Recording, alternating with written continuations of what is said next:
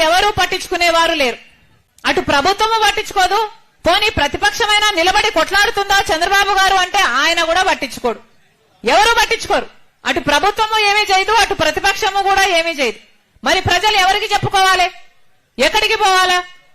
రాజశేఖర రెడ్డి గారు ఉన్నప్పుడు వ్యవసాయము రైతు అంత బ్రహ్మాండంగా చూసుకున్నారే, మరి ఆయన కొడుకైన జగనన్న గారు వ్యవసాయాన్ని ఇంత నిర్లక్ష్యం చేస్తుంటే మరి ఇది రాజశేఖర రెడ్డి గారి ఆశయాలను నిలబెట్టినట్టు ఎలా అవుతుందో మీరే ఆలోచన చేసుకోండి.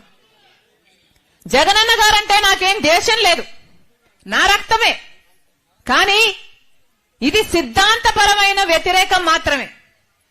మేమంటున్నది ప్రజలు మీకు ఓట్లేస్తే మీరు ముఖ్యమంత్రులు అయ్యారు, అలాంటప్పుడు ప్రజలకు మీరు మేలు చేయాల్సిన బాధ్యత ఉందా లేదా అని మేము ప్రశ్నిస్తున్నాం. వ్యవసాయం రాజశేఖర రెడ్డి గారికి అంత ముఖ్యమైనప్పుడు ఆయన ఆశయాలను నిలబెడుతున్నామని చెప్తున్న జగనన్న గారికి రైతులంటే ఎందుకంత చిన్న చూపు, వ్యవసాయం అంటే ఎందుకంత చిన్న చూపు?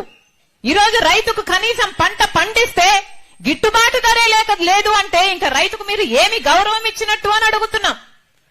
అంతెందుకు రాజశేఖర రెడ్డి గారు జలయజ్ఞంలో రైతులకు పెద్దపీట, వ్యవసాయానికి పెద్దపీట వేశాడు. జలయజ్ఞంలో రాజశేఖర రెడ్డి గారు ఎన్నో ప్రాజెక్టులను చేపడితే 54 ప్రాజెక్టులను చేపడితే 12 ప్రాజెక్టులు ఆయనే పూర్తి చేస్తే 42 ప్రాజెక్టులు మిగిలిపోతే ఆ రోజు జగనన్న గారు చెప్పిన మాట, రాజశేఖర రెడ్డి గారు దివంగత మహానేత రాజశేఖర రెడ్డి గారు తలపెట్టిన అన్ని ప్రాజెక్టులను నేను పూర్తి చేస్తానని చెప్పిన జగనన్న గారు మళ్ళీ ఒక ప్రాజెక్టును కూడా ముట్టుకోలేదు.